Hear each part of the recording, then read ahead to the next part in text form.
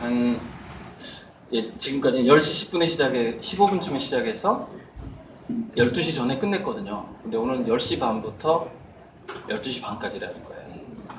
시간이 충분히 남아있는 거죠. 어쨌건 잘 됐어요. 잘 됐어요. 왜냐면 제가 서론밖에 얘기 못했거든요. 일부에서. 근데 이제 정말 본론을 얘기할 시간이 1시간 정도 남아있어서 정말 다행이고요. 자, 이 이야기는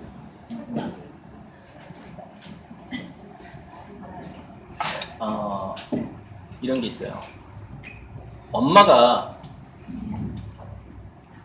자기 삶을 더 챙기는 방식으로 살아야 되는 이유는 그게 전염성이 있기 때문에 그렇습니다. 자기 주변 사람한테, 특히 자기 자식한테 전염성이 있어요. 그러니까 엄마가 자기 삶을 중심으로 살지 않으면 자식들도 자기 삶을 중심으로 살지 않아요. 그러니까 엄마가 자기 삶에 대한 애착, 남편과 자식과도 상관없는 자기 삶에 대한 계획, 자기 삶에 대한 애착이 없다면 자식들도 그렇게 될 가능성이 높아버려요. 제가 지금 삶에 대한 애착이라고 얘기했죠. 뭐가 나약해지냐면은 생명력이 나약해져 버려요. 애들이 생명력이 살고자 하는 의욕이 나약해져 버려요. 그래서 그게 또 아까 제가 말씀드렸던 자살하고 연결이 돼요. 그러니까 엄마가 자기 삶을 즐기고 자기 일에 열정을 갖고 어차피 여자들이 남자보다 더 오래 사니까 남편 죽은 다음에 나는 뭐하고 살까? 뭐 이런 것도 생각을 해보고 뭔가 자기 삶에 대한 계획이 꽉 차 있어 엄마가. 그럼 자식은 그걸 닮아버려요. 나 몇 살 때 뭐하고 몇 살 때 뭐할까? 엄마가 그 생각하는 대로 얘도 막 집에서 생각을 하는 겁니다. 그게 그 동기 감흥을 하게 되는 거예요. 근데 거기에 대한 동기 감흥에 대한 물질적인 증거는 한 15분, 20분에 보여드리고 그보다도 정말 더 기가 막힌 이야기를 하나. 이거는 정말 제가 강의에서 최초는 아니고 아무튼 드물게 하는 이야기거든요. 드물게 하는 어떤 신비로운 이야기인데 그게 이 평행우주론 이야기예요. 그러니까 이 우주의 시공간이 시간, 공간, 그 다음에 우리가 개인의 의식이라고 느끼는 거 이런 것들이 생각보다 딱 정해져 있지 않아요. 과거, 현재, 미래가 막 섞여 있기도 하거나 막 이래요. 그리고 우리 자아의 정체성이 누구를 만나느냐에 의해서 변해버려요. 내가 변하기도 하고 SF 영화처럼 얘기를 하자면 우리가 자고 일어났을 때 정말 자기가 자기 자신인지 장담할 수가 없어요. 그러나 그 기억의 연속성은 계속됩니다. 그러니까 물이 흘러갈 때 같은 모양으로 계속 흘러가는 거랑 똑같은 거예요. 이런 식으로 우리 두뇌를 보는 학자들이 많이 있어요. 많이 있고 이거는 뇌과학하고 그 양자물리학이 결합한 이야기를 제가 지금 말씀을 드리는 건데 자, 이 얘기를 왜 드리냐면은 아이들은 우리 생각보다 약하지 않다라는 얘기를 하려고 하는 겁니다. 자, 한 달쯤 전에 중국에서 그 통학버스 불나가지고 애들 많이 죽었죠, 한국 애들. 그날 아침에 5살짜리 애하고 40개월이 된 이상률이라는 애가 특이한 현상을 보입니다. 이상률이가 이런 얘기를 해요, 아빠한테. 아빠, 나 오늘 유치원 가기 싫어요. 차가 너무 뜨거워요. 생각해보세요. 봄날이에요. 근데 애가 40개월 된 애가 이제 말 배운 지 얼마 안 된 애가 유치원에 가기 싫은 이유가 차가 너무 뜨겁기 때문에 가기 싫다는 거예요. 불나서 죽었잖아요. 그래가지고 이제 이상률 아빠가 그 기자랑 인터뷰할 때 자기가 그걸 몰랐다는 거예요. 자기 아들이 분명히 예감했다는 거예요, 사고를. 저 말은 너무 특이한 말이거든요. 유치원 가기 싫은 이유가 차가 뜨겁기 때문에 안 가겠다는 거예요. 굉장히 특이한 얘기거든요. 자, 5살 먹은 여자애가 그날 아침에 이상한 행동을 보입니다. 자꾸 기침을 하는 거예요. 기침할 요소가 없는데 그게 뭔지 아세요? 연기를 맡은 겁니다.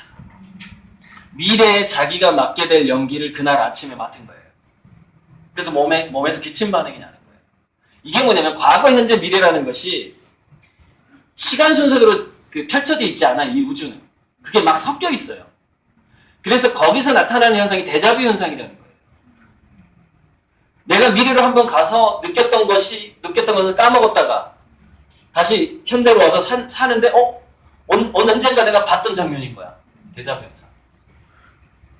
그게 과거, 현재, 미래가 섞여 있다는 것의 증거 중에 하나인데, 물론 데자뷰 현상의 원인은 꼭 섞여 있기 때문만이 아니라 미래의 나와 현재의 나가 연결되어 있기 때문이기도 해요. 그래서 데자뷰 현상이 나타나기도 하는데, 무슨 얘기냐면, 나이가 어릴수록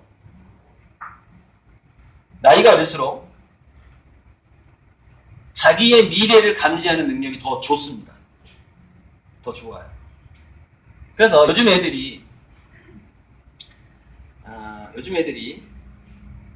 그렇게 학교 공부에 대해서 애착을 가지 못하는 거 있잖아요. 학교 공교육에 대해서. 어쩌면 이거는 아이들이 너무나 똑똑하기 때문에, 미래를 감지했기 때문에 공부를 거부하는 것일 수도 있어요. 아이들이 교실에서 잠을 자는 이유가 뭐냐면은, 잠을 자는 게 더 좋기 때문에 잠을 잘 수도 있다는 겁니다. 그러니까 우리가 아이들을 보는 관점을 지금 좀 바꿔야 된다는 얘기를 잠깐 하고 넘어가고 싶은 거예요. 자, 왜 교실에서 잠을 자는 게 좋은지 제가 말씀드릴게요. 제가 이걸 학교에 가서 교사들한테 이런 강의를 합니다. 자는 애를 절대 깨우지 말라. 자, 무슨 얘기냐? 학교 수업이 이 애가 진도를 따라가거나 이해하기에 너무 어렵다, 만약에. 자, 여기서 그 피해를 보신 분들 아주 많을 겁니다. 학교 수업이 너무 어려운 거죠. 왜? 자기가 초등학교 고학년 때 놀았거든. 중학교 때 놀았어. 고등학교 가보니까 너무 어려워. 그죠? 못 따라가죠. 그거를 무슨 결손이라고 부르던가? 아무튼 무슨 그런 게 생겨요. 갭이 생긴단 말이에요. 그러면 뭐냐면은 그 모든 수업 시간이요, 고문이 되거든요. 자, 왜 고문이 될까요? 선생님은 내가 이해를 못하고 있는데 칠판을 안 보면은 분필을 던져. 그 칠판을 봐야 돼. 고문이에요? 네. 이해 못하는데 이해하는 척 해줘야 돼. 이해하는 척 해줘야 되고. 이제 졸려. 이제 이해가 안 가니까 졸려. 왜? 두뇌에선 자라고 명령을 내려요. 이거 너하고 해당되는 거 아니야, 지금. 너 지금 보니까 그냥 휴식을 취하는 게 좋을 것 같아. 그리고서 우리 본능이 말을 합니다. 졸리죠. 근데 졸면은 이제 이거 분필 지우개가 날라오게 생겼어. 이제 뭔가 매를 맞거나, 그래서 졸지도 못해. 그때 몸에서는 과도한 코르티솔이라는 스트레스 호르몬이 나옵니다. 내가 졸린데 그걸 참아야 될 때. 직장 생활도 마찬가지예요. 직장 생활에서 재미를 못 붙이는데 이걸 그만두자니 월급이 없으면 그 이후에 여파가 막 걱정이 되는 거죠. 돈이 없으면 그 다음에 어떡하지? 그때도 과도한 코르티솔 상태가 됩니다. 두뇌가. 그런데 그렇게 계속해서 뭔가를 참아야 되는 삶을 2년 이상 살아버리면 두뇌가 그렇게 굳어져 버린대요. 바보가 돼버리는 겁니다. 바보가 돼버리는 겁니다. 왜? 걔가 참아야 되는 시간에는 어떤 활동이 사라져버리죠? 능동적으로 자기가 하고자 하는 일에 집중하는 행동을 할 수가 없어요. 왜? 교실에 자기는 갇혀있는 겁니다. 이렇게. 갇혀있는 겁니다. 그래서 그냥 차라리 밤에 게임을 하고 교실에서 자는 게 그 아이의 두뇌를 위해서는, 아까 제가 보여줬던 표에서 유희와 쾌락을 밤에 느꼈기 때문에 낮에 휴식을 취해줘야 되잖아요. 그럼 무슨 얘기냐? 있죠. 불안과 공포에 노출되는 시간을 더 줄여주는 겁니다. 학교에서 잠을 자야만이. 아시겠죠? 그거는 뭐냐면은 유희와 쾌락으로 자기 삶을 살도록 하는 에너지를 학교에서 비축하고 있는 거예요. 그리고 그 아이의 두뇌는 코르티솔에 덜 노출이 되게 되고, 그럼 어떻게 되면은 일단 그 학교를 졸업하면 삶이 바뀝니다. 근데 교실에서 잠을 안 잤던 사람은 삶이 안 바뀌어. 교실에서 잠을 잤던 사람은 그 공교육만 딱 벗어나면 이제 하고 싶은 게 너무 많은 거야. 옛날에는 내가 하고 싶은 걸 다 했는데 이제 낮에 해도 되잖아. 너무 기분이 좋아. 그죠? 낮에는 저 이렇게 앉아 있었어야 했는데. 본능적으로 아이들이 이걸 알기 때문에 낮에 잠을 자는 겁니다. 근데 그 잠자는 걸 선생님이 깨우잖아요. 그럼 어떻게 되죠? 아이의 두뇌를 타락시키고 있는 거예요. 인공지능 시대. 자기 삶을 즐기지 못하도록 타락시키고 있는 것이고, 과도한 코르티솔 상태가 되기 때문에 나중에 발암열하고 치매 유발 확률이 확 올라가요. 두뇌가 망가져버리는 거예요. 그래서 자는 게 훨씬 유리한 거예요, 교실에서. 자기가 진도를 따라갈 수가 없다. 개별 학습이 안 된다면 자는 게 나은 겁니다. 독서가 왜 좋죠? 자, 학교의 과목 수를 한번 생각해 보세요. 몇 과목이 있는지. 그 중에서 아이가 즐기는 과목을 선택할 확률이 어떻게 되죠? 책은 종류가 많잖아요. 그러니까 책 한 권을 읽는 그 시간은 뭐냐면은, 원래는 본질적으로는 학교에서 선생님이 이야기하는 것을 집중하는 시간은 원래는 같아야 돼요. 그게 바람직한 교육이에요. 그래서 선진국 아주 좋은 학교에서는 수학 시간을 이렇게 한다는 거예요. 이게 그 수학 그래서 뭐 통계냐 방정식이냐 뭐냐 이렇게 쫙 칸이 있어요. 그리고 난이도별로 한 20칸이 있는 거예요. 그러니까 한 교실에 20 곱하기 8 거의 한 150개에서 200종류의 문제지가 들어가 있대요. 그럼 그 수학 교실 이동되죠. 그 수학 선생은 그렇게 자기 수업을 준비하는 겁니다. 그러면 아이들이 어떻게 하냐면 딱 들어가서 수학을 못하는 애다. 그럼 맨 밑에 가장 쉬운 1단계의 문제를 꺼내요. 근데 매일매일 그 1단계만 해도 되는 거예요. 그 학생은. 그리고 쉬우니까 딱 풀고 선생님 다 했어요. 그래? 했네? 선생님 딱 상담해주고. 애들이 문제를 다 자기가 고르는 거예요. 그 200개의 그 칸에 한 칸에 또 문제지가 수십 장이 들어가 있어요. 그중에서 아무거나 고르는 거고 선생님은 그것만 준비해 주는 겁니다. 옵션만. 이 시스템 어떤 시스템이죠? 이게 바로 도서관 시스템이라고 합니다. 도서관 시스템. 그러니까 이제 우리가 책 전집률을 집에 놓거나 판매하거나 아이들한테 권할 때 굉장히 중요한 게 뭐냐면, 네가 좋아하는 것만 읽어도 돼. 이 말이 너무나 중요합니다. 그리고 보세요. 전집률을 팔 때도 뭐가 중요하냐면, 옵션이 있어야 고를 거 아니야. 책이 200권이 있어요. 200권 중에서 엄마가 이렇게 얘기하는 거야. 200권 중에서 있잖아. 네가 좋아하는 거 딱 2권만 읽으면 돼. 100분의 1이잖아요. 그래? 2권만? 고르죠. 그 순간에 이제 머리가 돌아가기 시작하는 거예요. 내가 골라도 되는구나. 여러분들 사춘기 때 그래서 명문고 오빠들이 있는 만약에 무슨 앨범이 있다고 칩시다. 학교 앨범. 근데 사춘기 때 저는 소녀의 마음을 잘 몰라서 근데 유추하는 거예요. 야, 그 학교에 어떤 멋진 오빠들이 있나 한번 앨범 좀 보자. 그래서 상상을 이렇게 합니다. 그 앨범에 있는 그 누구라도 내가 찍으면 나랑 결혼할 것 같은 거야. 그 고등학교 앨범 중에. 그래서 얘랑 할까? 얘랑 사귈까? 되게 재밌죠? 이게 선택 과정이라는 거예요. 옵션. 그러니까 인간은요, 옵션이 주어지는 것을 싫어하는 사람은 별로 없어요. 근데 그게 청소년일수록 더 많이 줘야 됩니다. 옵션. 그래서 이렇게 되는 거예요. 초등학교일수록 지금 문재인 대통령이 그 고교 학점제 한다고 하잖아요. 근데 고교 학점제를 하려면 학과목이 한 200가지가 돼야 된답니다. 200가지. 최소한 160가지 정도. 그러니까 무슨 얘기냐면 160명의 그 독특한 그 어떤 학과목을 가르칠 만한 교사가 그 학교에 배치가 되어 있어야 된다는 얘기라서 현실성이 없대요. 이게. 이루어지기가 너무 힘든 거예요. 그러니까 이런 방식은 가능하겠죠. 한 교사한테 5개 과목씩 준비하라고 하겠죠. 이제 주관하는 거죠. 그 교사가 주관하는 거죠. 고교 학교. 그렇다고 그러면 5배의 선생을 뽑아가지고 학교에 집어넣어줄 거예요? 계약직으로 넣을 거예요? 공모 뭐 어떻게 넣을 거예요? 그래서 굉장히 힘든 상황인 것이죠. 그래서 독서교육의 위대성이 여기서부터 출발을 합니다. 공교육에서는 옵션을 제시해 줄 수가 없다. 그러니까 꼭 책을 읽는 것이 더 좋으냐, 공교육에서 성적을 올리는 게 좋으냐라고 제가 지금 비교하고 있는 건데, 성적이 나쁘더라도 차라리 책과 로맨스에 빠지는 게 미래를 위해서는 훨씬 낫다는 거예요. 그러니까 이 이야기를 그러니까 저처럼 이렇게 길게 해줄 수가 없는데 이걸 좀 말을 좀 잘 만들어 보셔야 돼요. 잘 정리를 하셔가지고 전달을 해줘야 됩니다. 그러면 여러 가지 이유가 생겨요. 책을 많이 사야 될 이유가 생깁니다. 그렇잖아요.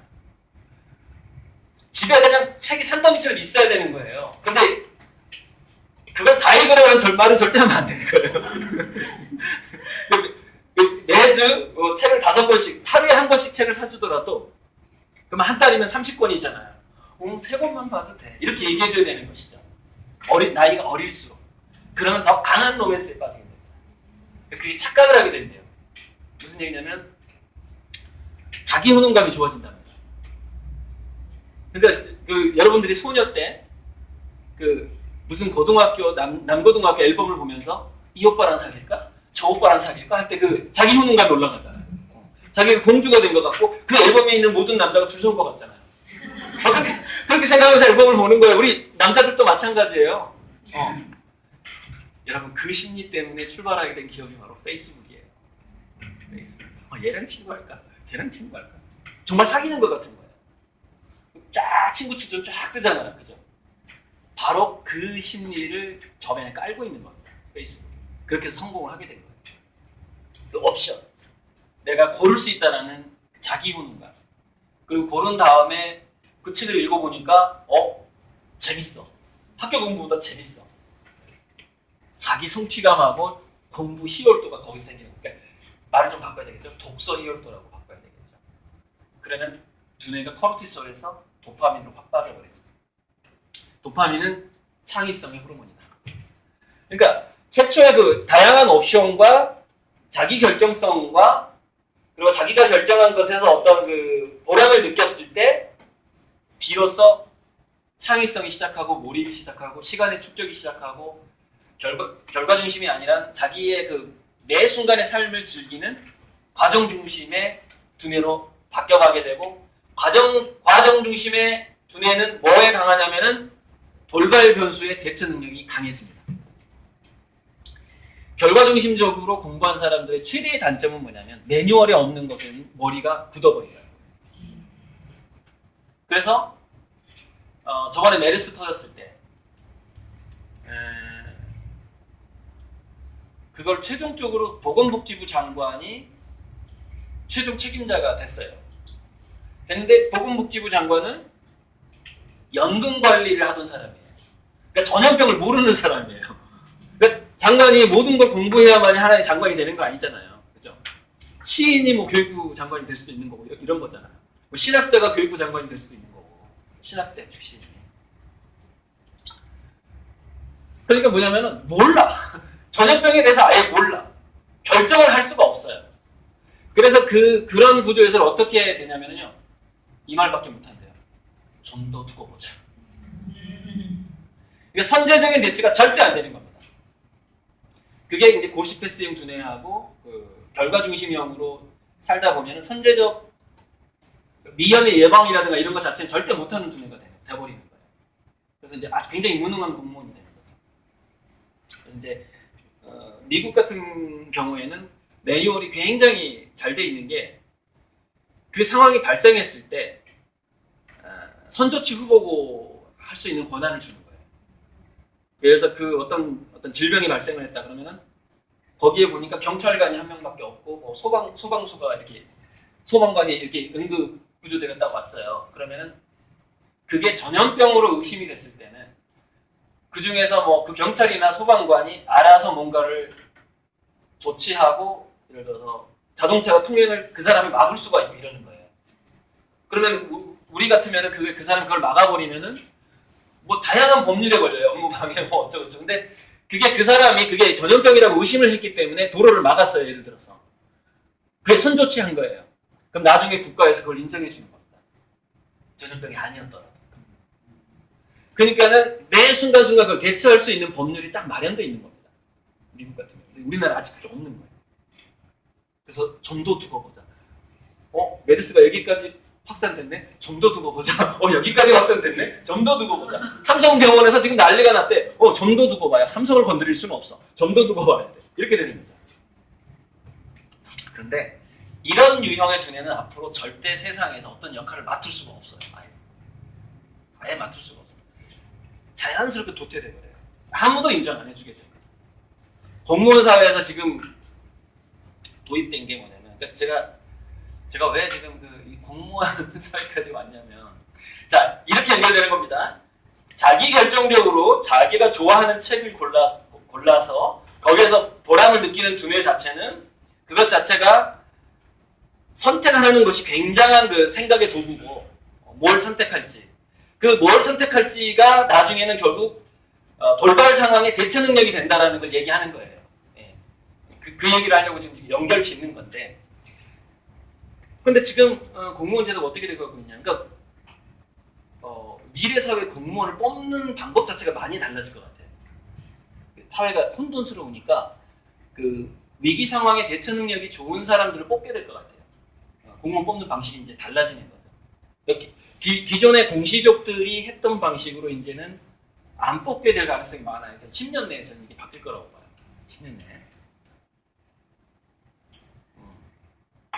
자, 그래서 옵션을 선택하는 그 버릇이 굉장히 중요하다는 것이고, 아이들이 생각보다 미래를 어른들보다 더 영리하게 감지할 가능성이 높다라는 것이고, 그래서 아이들이 약할 것 같지만 완전히 방치하라는 얘기는 아니고요. 엄마의 인생을 더 관리하고자 노력을 했을 때 아이들이 미래 대비를 더 잘하게 된다는 거예요. 확률적으로. 지금 이제 또 그 말씀을 드리고자 제가 평행우주론 과거, 현재, 미래까지 얘기를 했어요. 그러니까 과거, 현재, 미래가 혼재된 것을 더 잘 감지하는 애들이 나이가 어린 애들이에요.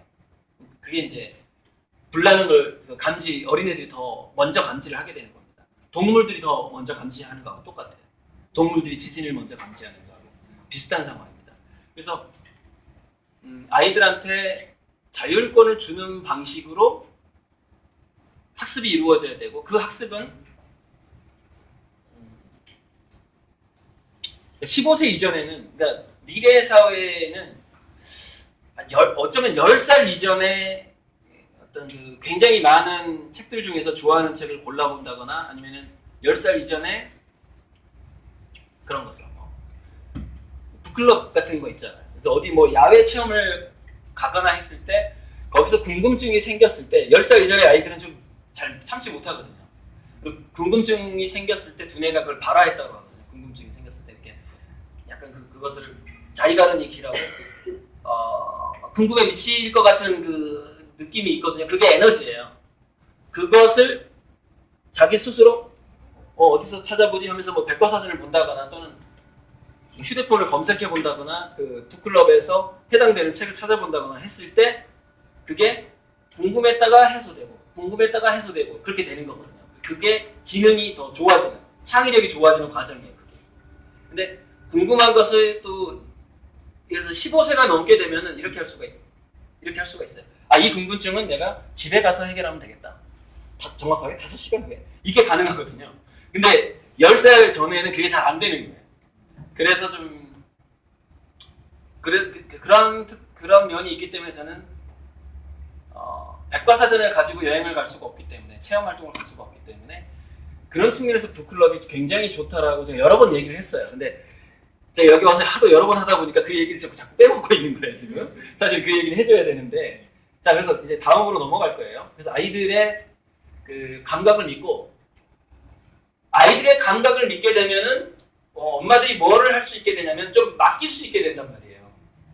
그러니까 아이의 그 혼자만의 시간이 어쩌면은 내 예측보다는 얘가 미래에 대한 대비를 더 잘하고 있는지도 모른다라고 볼 수가 있다는 거예요. 심지어 게임에 중독되는 것조차 어쩌면 미래에 더 유용할지도 모른다라는 거예요. 그러니까 어찌됐건 우리는 아이들한테 더 생각할 수 있는 그런 환경을 만들어줘야 되고, 그것은 굉장히 많은 옵션 중에서 뭔가를 선택하는 것이고, 그래서 공교육보다는 독서가 더 낫고 뭐 그런 얘기를 쭉 했던 겁니다. 자, 시간이 나오면 또 뭐 다른 얘기를 하도록 하고요.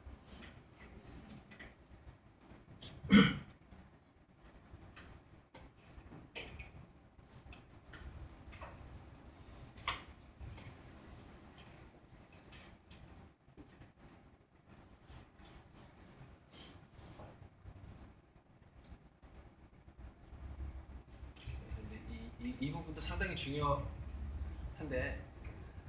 아까 제가 수많은 옵션 중에서 뭔가를 선택하는 게 자기결정성이라고 했죠. 이게 자기결정성인데, 이게 심리학자들이 연구한 바에 의하면 자기결정성이 없이는 자기주도성으로 넘어가지를 못하더래요. 근데 자기주도성이 없이는 자존감으로 넘어가지를 못하더라고요.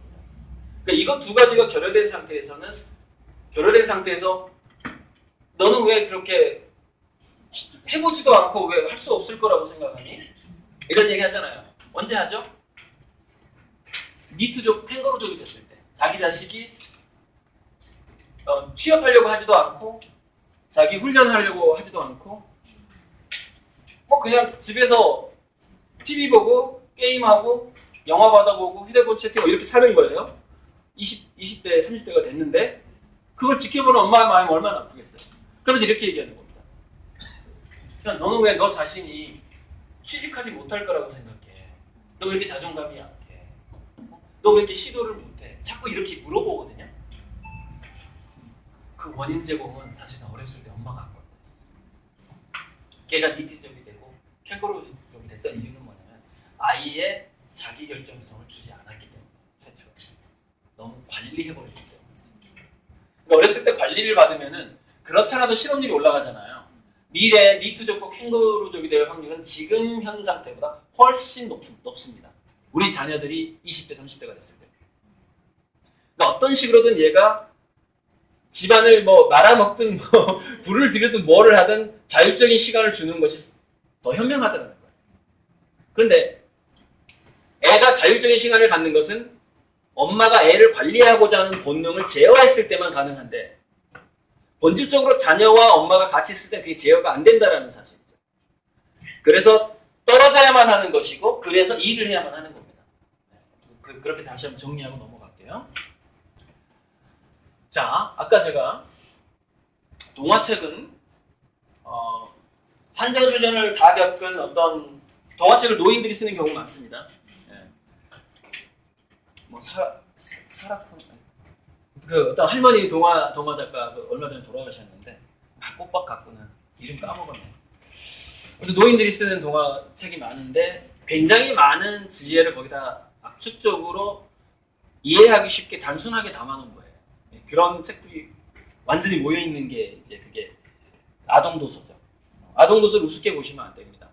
그거는 거의 기독교인이 계시면 좀 기분 나쁘겠지만 거의 성경처럼 봐야 돼요. 어떤 경전처럼. 그렇게 생각하고 책들을 접해보세요. 그럼 느낌이 또 다를 겁니다. 생각하고. 그러면은 거기에 대해서 엄마부터가 웅진에서 일하면서 자기 주도성이 더 생기죠. 왜냐면은 자기는 지금 성경책을 보고 있으니까. 그렇죠? 거룩한, 굉장히 지혜가 담긴 책을 자기가 다루고 있고, 또 그거를 팔로 가잖아요. 그걸 소개해주러 가고 있잖아요. 지금 성경책만큼 귀중한 책을. 그죠? 자존감이 올라가게 되는 거예요. 엄마부터. 생각도 더 많이 하게 되고 진지하게 되고, 또 하나 아까 밑에 도표에서 공포, 시기, 불안, 미안함에서 감사, 사랑, 유희, 쾌락 쪽에 더 가까운 두뇌가 되어가죠. 엄마가 먼저 자기부터. 자기 일에서 보람을 느끼고 자기 일을 사랑할 때, 그리고 자기 일을 하면서 그 일 자체 때문에도 자기가 성장을 할 것이고, 그 일로 인해서 생기는 돈을 또 어떻게 즐겁게 쓸 것인가를 또 상상을 하고, 그러면 계속 엄마의 두뇌가 어떤 그 임기응변 능력이 좋아지는, 그러니까 엄마의 두뇌가 창의적이 된다는 얘기죠. 그러니까 어쩔 수 없이 직장생활을 한다라고 생각하는 엄마의 두뇌는 창의적이 되지 않아요. 자꾸 저쪽으로 가거든요. 불안하기 때문에 일을 하게 되는 상황. 미래가 불안하니까 일을 해서는 안 된다는 얘기죠. 그 일 자체를 즐기는 방향으로 움직이게 되자 엄마의 두뇌가 창의적인 두뇌가 되겠죠. 그러면은 엄마의 두뇌 속에서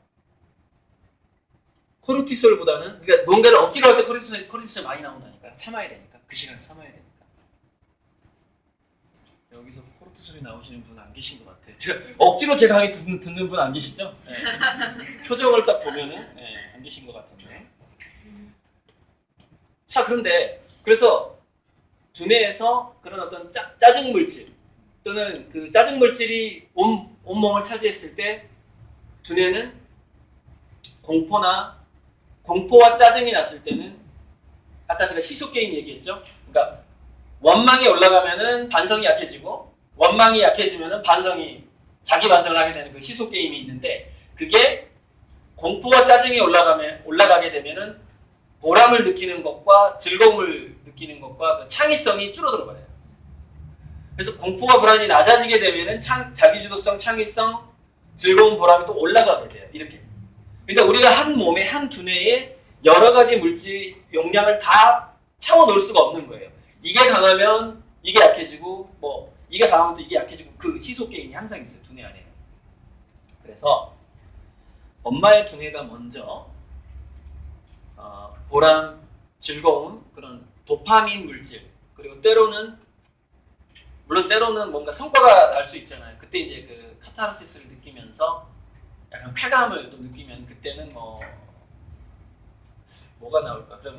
그다음에 동료들과의 이런 어떤 축하, 셀레브레이션 같은 거, 우리 또 1등 했어, 이런 이벤트 같은 게 있을 때 동료 의식에서 나오는 옥시토신, 엔돌핀, 다이놀핀, 뭔가 이렇게 몸에 좋은 암세포를 무찌르고 면역력을 높이는 물질들이 많이 나오게 되는 거예요. 어쨌건 그쪽 좋은 방향으로 가야 돼.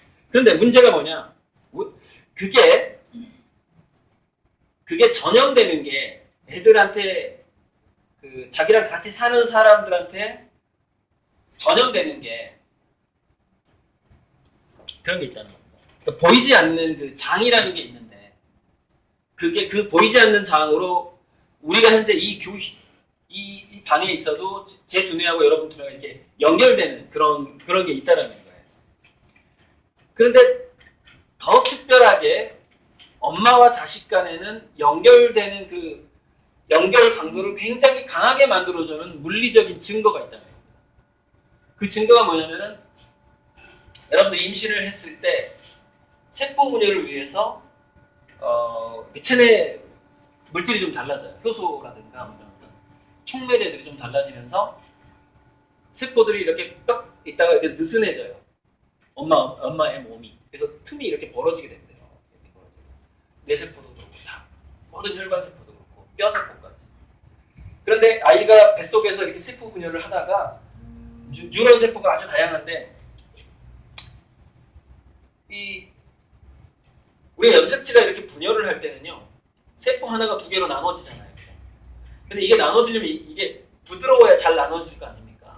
그래서 아기가 스스로 부드러워야 하기 때문에 그 어떤 물질을 만들어내게 되는 것이 스스로 그 물질의 영향을 받아서 엄마 몸도 부드러워지는 겁니다. 그때 사실 푸석푸석해진다라는 표현을 하죠. 보통 임신을 하면 이렇게 세포가 벌어져 버리는 거예요. 그러면서 뇌세포 사이로 그 아이가 분열된 피부세포가 변해서 뉴런세포가 되는데 두뇌가 만들어지는 과정에서 굉장히 많은 뉴런세포들이 떨어져 나와서 피 속으로 들어가게 되고 그 혈관이 벌어졌잖아요. 또 피를 타고 돌다가 뇌혈관으로 들어오게 되고 근데 뇌혈관으로 들어와 봤더니 엄마의 모든 세포가 벌어지다 보니까 유독 임신했을 때만 그 뉴런세포가 엄마의 뇌세포를 통과해버려요. 임신했을 때만. 그러니까 임신하지 않은 여자는 통과를 못해요. 살아있는 인간의 세포가 뇌세포까지 통과를 못하는 거예요.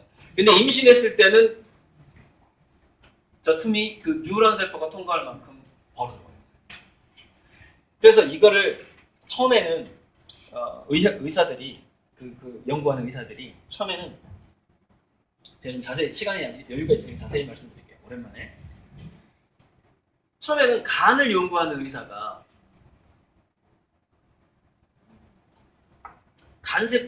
어떤 여성의 간세포를 뭐 이렇게 무슨 병에 걸렸겠죠. 이렇게 이제 잘라가지고 현미경으로 들여다보잖아요. 연구를 해보는데 이상하게 Y 염색체가 계속 발견되는 거예요. 그러니까 원래 여자는 마지막에 성염색체가 XX이기 때문에 Y가 있어서는 안 돼요. 그러니까 이상하게 Y가 있으면 그거는 뭐 아무튼 장애인인 거죠.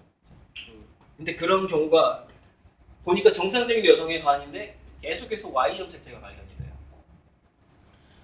그래서 이상하다 그러고서 이제 막 여러 사람들을 조사해봤더니 아들을 임신했던 여자한테만 간에서 Y 염색체가 발견이 돼요. 그래서 의사들이 이렇게 유추하게 된 겁니다. 아, 그러면은 임신 중에 자녀의 세포나 DNA나 RNA 같은 것들이 엄마의 몸속을 파고든단 말인가? 라고 처음에 생각을 했던 거예요.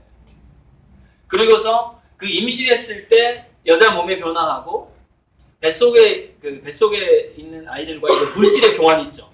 물질의 교환에 대해서 이제 본격적으로 연구가 시작된 겁니다. 그랬더니 교환되는 게 너무 많은 거예요. 이건 상상을 초월할 정도로 많은 거예요. 그러니까 저는 여기서는 보통 뉴런 세포가 엄마들의 두뇌 속으로 들어온다는 것만 얘기하는데 사실 그게 그것뿐만 아니라 체질을 바꾸는 효소라든가 미생물이라든가 어마어마하게 교환이 됩니다. 그래서 그게 이렇게 되는 거예요. 단순하게 그 아버지의 정자의 영향을 받아서 그러니까 아이를 낳고 난 다음에 여자가 성격이 바뀌는 경우 있잖아요. 체질하고 성격이 갑자기 술이 맛있어지는 경우. 분명히 나는 처녀 때 술 못 먹어. 그게 뭐냐면은 굉장히 많은 물질이 아빠한테 애한테 일단 전달이 돼요. 전달이 되는데 이제 그 정자가 가지고 있는 그 DNA 속에 있는 그 무수한 그 RNA를 만들어내는 그 신호체계들 있지 않습니까? 그 신호체계 일부가 또 계속 만들어지겠죠. 뱃속에서 얘가 세포 분열을 할 때. 근데 거기서 또 무수한 물질들이 만들어지는데 그래서 뭐냐면은 자기 남편의 DNA를 나한테 심지는 않았는데 이상하게 남편의 그 DNA, 남편이 집안 시댁이 가지고 있던 성격이 나한테 들어와 버리는 거예요. 정말이에요. 그래서 입맛하고 성격이 바뀌어 버립니다. 그래서 엄마하고 처녀는 전혀 다른 상황이 돼 버리는 거예요. 그러니까 자녀하고 엄마가 교환하는 물질 자체의 그 종류라든가 뭐 이런 것들이 굉장히 많은데 지금 연구 중이에요. 그래서 제가 뭐다라고 얘기를 안 하고 대표적으로 뭐 RNA, DNA 조각, 효소, 미생물, 그다음에 뉴런, 그다음에 DNA 조각이 되면 당연히 Y 염색체가 엄마 간 속에 들어가게 되는 거죠. 혈액을 통해서 박히게 되는 거죠. 지금까지 밝혀진 것들이 그런 거고 아직 이름을 명명하지 않은 물질들이 많아요. 그걸 통칭해서 의학에서는 후속 유전체라고 불러요. 그러니까 이미 다 자란 성인의 DNA에 영향을 미치는 DNA 반응에 영향을 미치는 모든 물질은 후속 유전체. 그러니까 탯줄을 통해서 생식을 통해서 전달되는 게 아니라 이후에 전달되는 모든 것들. 임신 중에 전달되는 그렇지. 엄마가 형성된 다음에 탯줄을 통해서 후성 유전체가 전달돼서 엄마가 바뀌기 때문에 그래서 후성 유전체라고 부르는 거예요. 자, 문제는 뭐냐면 이 뉴런 세포가 여러분 그 두뇌는 혈액형하고 관계가 없어요. 그러니까 뉴런은 포도당하고 케톤이라는 것 그 두 가지를 먹고 살아요. 뇌 속으로 피가 못 들어갑니다. 적혈구가 저기 통과 못 해요. 그러니까 뉴런이 적혈구보다 더 작은 거예요. 그러니까 통과를 해버리는 거예요. 자, 그래서 무슨 얘기냐면은 여러분 자녀의 DNA와 똑같은 뉴런이 여러분의 머릿속에서 자리 잡고 살고 있어요. 지금. 여러분 뉴런의 평균 수명이 몇 년인 줄 아세요? 125년입니다. 뉴런 세포와 근육 세포의 평균 수명은 125년이에요. 그래서 여러분들 머릿속에 들어온 뉴런 세포는 여러분들이 생을 마감할 때까지 여러분들의 자녀의 뉴런 세포와 같이 살아가게 됩니다. 그래서 제가 조금 전에 엄마부터 자기 결정성, 자기 주도성, 직장에서 스트레스 받지 말고 자기 스스로 그 일을 즐기고 왜 그렇게 해야 되느냐? 그랬을 때 코르티솔은 줄어들게 되고 도파민이 올라간다 그랬어요. 여러분 자녀, 그러니까 우리가 두뇌 길이도 뭔가 보이지 않는 망으로 연결돼서 영향을 주는데, 그래서 우리가 분위기 안 좋은 사람, 기분 나쁜 사람, 막 성격 장애 있는 사람이 20명, 100명 있는 집단에 한 명만 들어와도요 분위기 안 좋습니다. 그래서 미꾸라지 한 마리가 뭐 물을 흐린다는 속담이 있는 거예요. 굉장히 그래서 이제 그런 사람 잘 관리하고 어떻게 잘 이렇게 집으로 이렇게 그런 것도 그 리더의 역할이에요, 사실. 왜냐하면 그 사람을 바꿀 수가 없어요. 바꿀 수가 없어요. 격리밖에 답이 없다는 겁니다. 이게 정신과 의사가 한 얘기입니다. 그 가족 중에서 예를 들어서 성격 장애가 있는 사람이 있을 때 어떻게 해야 돼요? 제가 어떻게 해야 돼요? 정신병원에 가서 의사한테 물어보잖아. 그러면 거리를 두셔야 합니다. 이렇게 얘기합니다. 어떤 경우가 있냐면 정신과 의사가 그런 성격 장애자를 상담을 할 때 있잖아요. 정신과 의사가 오염되는 수가 있습니다. 그러니까 무슨 얘기냐면 예전에 안 그랬는데 정신과 의사가 이제 그 성격 장애자를 막 상담을 해서 집에 가서 자기 와이프한테 막 화를 내는 거야. 그 의사가 그 사람이랑 비슷한 성향을 집에 가서 보이는 경우가 있어요. 그래서 나약한 사람은 절대 정신과 의사를 하면 안 된대요. 자기가 환자한테 압도돼 버리는 거예요. 정신적으로. 그런 현상도 있어요. 자, 그런데 남들끼리도 그런 현상이 있는데 지금 제가 엄마와 자녀의 관계에 있어서는 살아있는 여러분 자녀의 뉴런 세포가 머릿속에 지금 들어와 있다니까요. 몇 개가 들어와 있는지 모르지만 저는 수백 개, 수천 개 이상 들어와 있다고 봐요. 그 크기가 워낙에 작기 때문에. 세포 분열을 통해서 몇 개나 떨어졌는지 알 수가 없어요. 그뿐만이 아니라 DNA 조각도 머릿속에 DNA 조각은 더 작잖아요. 뉴런 세포보다. 그리고 여러분의 두뇌 안에 막 떠돌아다닐 뿐만이 아니라 뇌 척수액이 있잖아요. 척수액 안에 여러분들의 자녀의 DNA가 엄청 떠돌아다닐 거란 말이에요. 간에 막 박혀 있고 온몸에 혈액 속에. 그러니까 그 자녀의 DNA나 뉴런 세포가 이제 혈액 속에 있게 되면은 아마 면역 세포가 얘를 분해해버릴 가능성이 있어요. 면역 세포는 이제 이거 내 세포가 아니네 그러면 이제 백혈구가 감싼다거나 T 세포가 공격을 한다고 해서 분해시켜 버리거든요. 그러니까 몸 속에 있는 뉴런은 죽겠지만 여러분 두뇌 속에 들어간 뉴런은 안 죽어요. 좀 환경이 다르기 때문에 안 죽는다고 봐야 돼요. 개중에 적응 못하는 애들도 있겠지만 아무튼 살아있다고 봐야 돼요. 여기에 대해서는 이제 제가 계속해서 또 구글 검색을 해가지고 이 다음 연구가 어디까지 왔는지 또 다음에 말씀을 드릴게요. 자, 그래서 엄마와 자녀, 아빠와 자녀의 차이가 굉장히 현격히 차이가 난다는 점을 아실 필요가 있다는 것이죠. 여기 제 이 강의 처음 들으신 분들 뭐냐면 원격으로 아빠와 자녀 간의 관계는 약하기 때문에 그래서 아빠가 미국 출장을 가서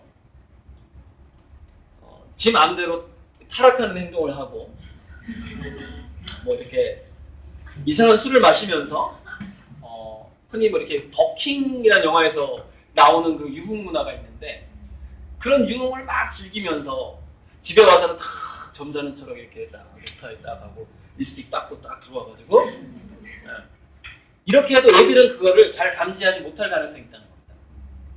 아빠한테 표면적인 거예요.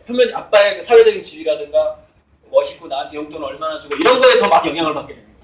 오히려 엄마랑 비교했을 때. 근데 엄마는 그렇지가 않다는 거예요. 더 사랑하는 데다가 수많은 물질들을 뱃속에 있을 때 교환해버렸어요. 게다가 뉴런 세포까지. 그래서 이럴 가능성이 많습니다. 엄마와 자녀 관계는 24시간 굉장히 긴밀하게 엄마의 심리 상태와 엄마의 두뇌 안에 어떤 호르몬이 지배하느냐를 자식이 실시간으로 계속 전송받을 가능성이 많아요. 연결돼 있어가지고. 그걸 이제 동기감흥이라고 그 동일한 물질은 같은 파장을 가지고 있고 그게 동조되고 그게 그런 실험이 있어요. 같은 음을 가진 걸 땡 때리면은 같은 주파수 줄이 같이 울리는 그 소리급세라고 소리급세. 소리급세 실험에서 그게 같은 음을 가진 것만 울려요. 멀리 떨어져 있어도. 바로 그 현상, 그걸 이제 동조 현상이라고 하기도 하고 공명 현상이라고 하기도 하고 동기 감응한다라고 하기도 하는 현상이 24시간 일어난다는 거죠. 엄마와 자녀는. 그래서 제가 이 강의 일부 서두에 돈을 벌든 뭐 그 직장 생활을 하든 뭐를 하든 엄마 자신을 위해서 하라고 한 거예요. 엄마 자신을 위해서. 그래서 엄마가 엄마 자신을 위해서 노력하는 것만큼 자식은 바로 그 자녀 그 본인을 위해서 노력하게 되는 그 현상이 계속 발생한다는 거예요. 그래서 그것을 테슬라 엄마 얘기 좀 해볼까요? 테슬라 엄마? 시간도 좀 남았으니까 어디쯤 나왔는지 한 이쯤 해가지고요. 어디서 내가 봤는데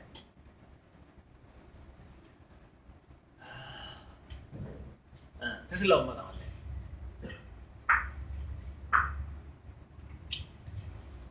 그러니까 테슬라 엄마뿐만이 아니라요.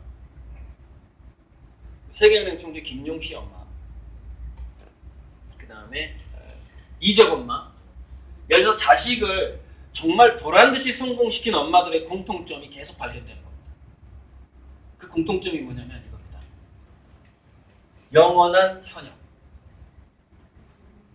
엄마가 은퇴를 하지 않더라는 거예요. 공통점이. 자, 그러면 왜 우리가 사회적으로 정말 괜찮게 활동을 하는, 그리고 뭐 언제 성공할지 모르겠습니다만 지금 계속 글씨를 좀 읽고 계신데 여기 나오죠? 간섭 잘 안 해. 간섭 잘 안 해. 그저 열심히 사는 모습 보여줬을 뿐. 한 가지 첨언하자면 예의 없는 행동만 좀 혼냈다. 그 정도. 근데 지금 손주한테도 그대로 적용 중이다. 이 얘기 인터뷰 하잖아요. 이게 젊었을 때 모습이고요. 지금 모습은 이 모습이에요. 근데 아직도 모델로 활동을 합니다. 할머니 모델. 그리고 몸매를 유지하기 위해서 그 식품 영양학을 나중에 또 학위를 따요. 모델 활동을 하면서 계속 공부를 해가지고 영양학 학위를 따가지고 거기에 관한 강의도 해요. 그러니까 영양학 강의도 하고 모델도 하고 있어요. 현재. 지금 할머니인데. 자, 이 할머니만 그런 거 아니에요? 자, 이적 엄마 계속 연구 활동하고 있고요. 그 세계은행 총재 김용시 엄마는 회계 철학을 연구하는 철학자예요. 계속 그 박사학위 따고 나서 계속 연구하고 있어요. 물론 이거를요 이렇게 볼 수도 있습니다. 그 세 명은 자, 이 사람 예쁘고 영리한 것 같고, 자, 이적 엄마 예쁜지는 모르겠지만 영리한 것 같고, 그다음에 뭐 김용시 엄마 얼굴을 제가 못 봤어요. 이 친구에서 인터뷰만 봤는데 그 사람들 원래 머리가 좋은 거 아니에요? 그렇기 때문에 머리가 좋기 때문에 그 DNA를 타고나가지고 그 자식들이 그렇게 되는 게 아니에요? 라고 물어보거든요. 그래서 미국에서 또 대대적인 조사가 있었습니다. 대대적인 조사가 있었는데 그게 아니라는 걸 보여주는 게 뭐가 있냐면은 부모의 IQ를 똑같이 추출을 해요. 추출을 해서 한쪽은 아빠만 직장 생활을 하는 부부, 한쪽은 아빠도 직장 생활을 하고 엄마도 일하는 부부, 그렇게 해가지고 그 자녀들의 사회적인 성취도와 성공률을 조사한 연구 결과가 있거든요. 근데 엄마가 직장에 있는 경우가 자식들이 잘 되는 경우가 굉장히 높아요. 거의 뭐 한 25%에서 30% 이상 높을 거예요. 그런 게 통계적으로 나오는 겁니다. 그리고 또 재밌는 게 이런 연구도 있었어요. 이건 뭐 해야 되나? 참고를 하세요. 이게 좀 직접적으로 받아들이시면 안 되는데, 자, 부모가 이혼한 경험이 있는 자녀, 이혼하지 않고 계속 부부가 사는 자녀의 성공률을 또 조사했어요. 그랬더니 부모가 이혼을 경험한 자녀들이 훨씬 또 성공을 합니다. 수능 점수도 더 높고. 그러니까 근데 그거는 거기에 대해서 원인까지 그 조사가 연구 결과가 나왔는데 그 원인하고 또 이 문제하고 연결이 됩니다. 전 다 연결시켜요. 원인을 보니까 이혼한, 그러니까 우리 한국의 이혼 문화하고 미국의 이혼 문화가 틀리잖아요. 여러분 미국은요 이혼한 부부끼리 또 재혼하잖아요. 새엄마 새아빠 4명이서 회식합니다. 4명이서 한 달에 한 번씩 만나서 회식해요. 서로 예를 들어서 아들은 여기서 크고 딸은 여기서 크고 이렇게 되잖아요. 만나서 너 그 집에서 사는 거 어때? 그 남매들 대화가 돼요. 야 니네 새아빠는 뭐 어떻게 잘해줘? 우리 아빠랑 뭐가 틀려? 굉장히 얼굴이 밝습니다. 예. 그게 왜냐면 그 사회는 그것 자체가 일상화됐기 때문에 왼수가 되기 전에 이혼한대요. 미국과 한국의 차이는. 한국은 왼수가 돼야만 이혼을 하고 거기는 왼수 되기 전에 이혼을 하기 때문에 그런 문화가 형성이 가능한 건데 그래서 애들이 왜 이혼한 집에 애들이 잘 될까 보니까 얘네들이 문화 다양성을 체험한대요. 문화 다양성. 그러니까 무슨 방금 대화에서 답이 나온 겁니다. 야, 새아빠는 너한테 어떻게 해줘? 아빠가 2명인 거예요. 그러니까 우리 친아빠는 나한테 이런 얘기를 많이 해주고 이런 데 나를 데리고 놀러를 가는데 새아빠는 보통 이렇게 남매를 따로 키우더라도요. 한 번은 얘가 여기 와서 놀고 한 번은 얘가 여기 가서 놀잖아요. 그래서 두 사람이 이혼한 이유가 있을 거 아닙니까? 대부분의 이유는 성격 차이하고요. 또는 뭐냐면 가치관 차이, 그 다음에 휴식의 방법의 차이예요. 그러니까 아빠는 낚시하기를 좋아하고 엄마는 예를 들어서 뮤지컬 보기를 좋아하는데 주말마다 싸운다고 생각해 보세요. 이혼하겠어요? 안 하겠어요? 휴식의 방법이 달라요. 즐기는 방법이. 이혼을 하게 되는 거예요. 그래서 이혼을 한 가정의 자녀들이 더 영리하고 더 창의적이고 더 수능 점수가 더 높고 미국에서 그다음 대학 졸업한 다음에 더 사회적 성취도가 좋은 이유는 문화 다양성 때문이다라는 결론이 나옵니다. 문화 다양성 때문에. 그러니까 더 다양한 옵션을 체험한다는 거예요. 이제 우리나라에서는 현실적으로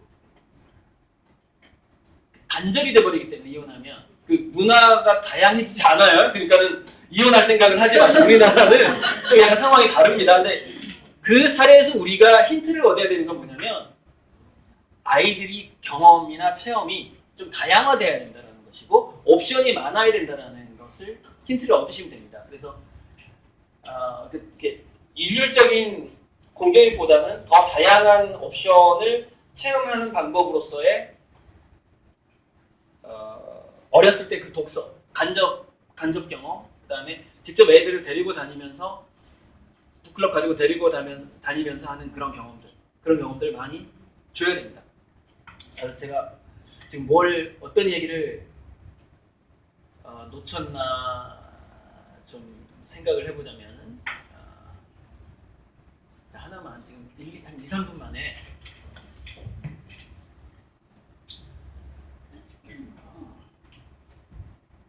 이런 건 좀 부탁을 드리고 싶어요. 그러니까 10대 두뇌 자체가